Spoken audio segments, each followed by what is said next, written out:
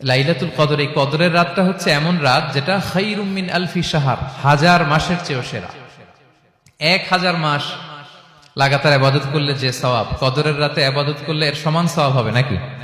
সমান হবে না। আল্লাহ তাআলা বলেছেন খায়রুম মিন আলফি শাহর, না, এর চেয়েও শ্রেষ্ঠ, এর চাইতেও বেশি। 1000 মাসে, অর্থাৎ 1000 মাসে হয় 83 বছর 4 মাস। তো কদরের রাতে যদি আমরা ইবাদত করি তাহলে 83 বছর 4 মাস ইবাদত করলে যে সওয়াব, সে সওয়াব আল্লাহ তাআলা আমাদের আমলনামায় নসিব করবেন। তো আমরা যেন এই কদরের রহমত বরকত থেকে যেন আমরা বঞ্চিত না হই।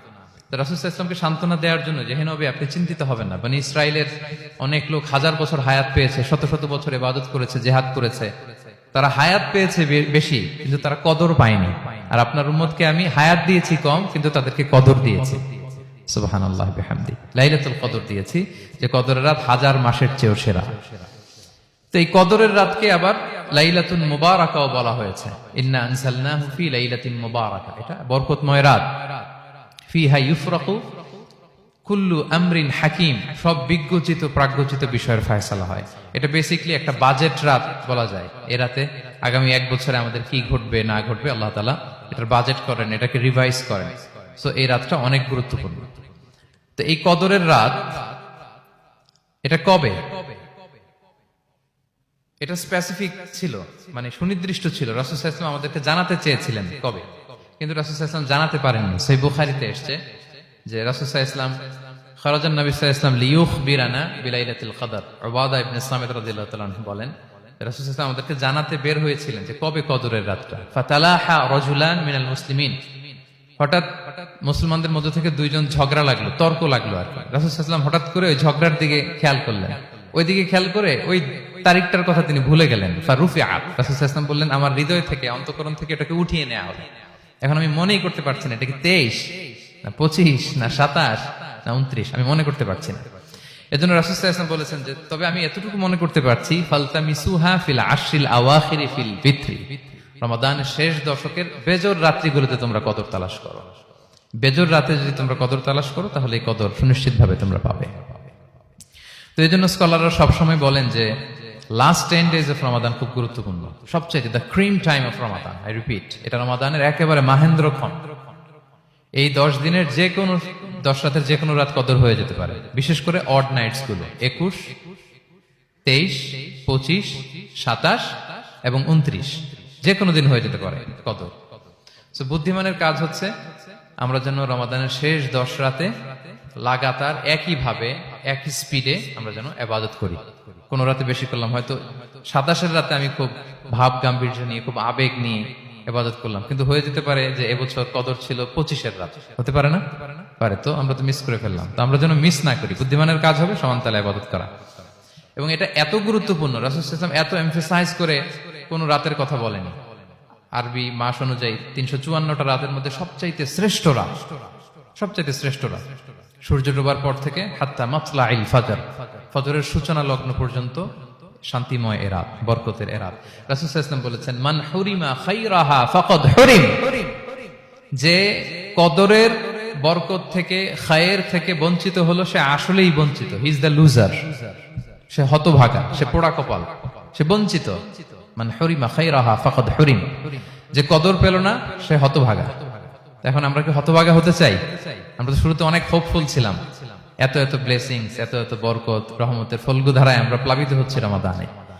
তা আমরা তো হতভাগা হতে চাই না। তা আমরা যেন এই শেষ 10 দিন এক তালে আন্তরিকতার সাথে ঈমান ও ইহতিসাবা আমরা যেন ইবাদত করি। সম্মানিত ভাই এবং বোনেরা, তাহলে আমরা সৌভাগ্যশীলদের অন্তর্ভুক্ত হতে চাই, হতভাগা হতে চাই না। আমরা এবার একটু শুনবো যে এটা আশা জাগা নিয়ে একটা মাস। এই মাসের যে রহমত বরকতের যত যত হাদিস কোরআনের আয়াতগুলো আমরা বলেছি, এগুলো শুনলে আমাদের মধ্যে একটা আশা জাগে, আশাবাদী হয়ে উঠি যে আমার এই মাস আমার মুক্তির মাস, আমি মুক্তি পাবো। কিন্তু at the same time it's a month of warning, এটা আবার সতর্কতারও মাস। রাসূল সাল্লাল্লাহু আলাইহি ওয়াসাল্লাম বলেছেন রোজা রেখে যে মিথ্যা ছাড়লো না, পাপ ছাড়লো না, তার ধ্বংস। আবার 3 বার তিনি আমিন বলেছেন। বেসিক্যালি এটা একটা বদদোয়া যে মান আদরাকা রমাদান ওয়া লাম ইগফার লাহ, যে রমাদান পেয়েও নিজের গুনাহ ক্ষমা করতে পারলো না, তার ধ্বংস। সো আমরা আশাবাদী হব। আল ঈমানু বাইনাল খাউফি ওয়ার রাজা, বিশ্বাস হচ্ছে আমার মধ্যে ভীতিও কাজ করবে, আবার আমার মধ্যে একটা হোপ থাকবে, এটাই ঈমান।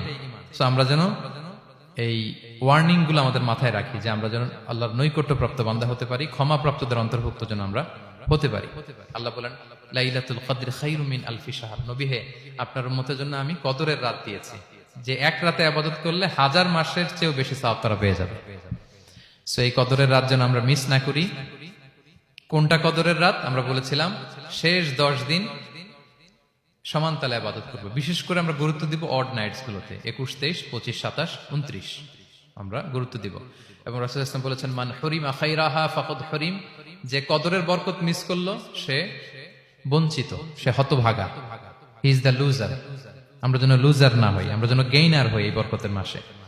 এবং সবশেষে আমি বলেছিলাম রাসূল সাল্লাল্লাহু আলাইহি ওয়াসাল্লাম স্পেশালি 5টা আমল করতেন, সারা রাত জাগতেন, ফ্যামিলি মেম্বারসদের জাগিয়ে তুলতেন, উৎসাহিত করতেন এবং কোমরে গামছা বেঁধে নামতেন। এরকম ইবাদতের স্পৃহা অন্য কখনো রাসূল সাল্লাল্লাহু আলাইহি ওয়াসাল্লামের মধ্যে দেখা যেত না, যেমনটা শেষ দশকে তিনি করতেন। ইতিকাফ করতেন তিনি, আর ইতিকাফ করলে কদর মিস হওয়ার সম্ভাবনা নেই।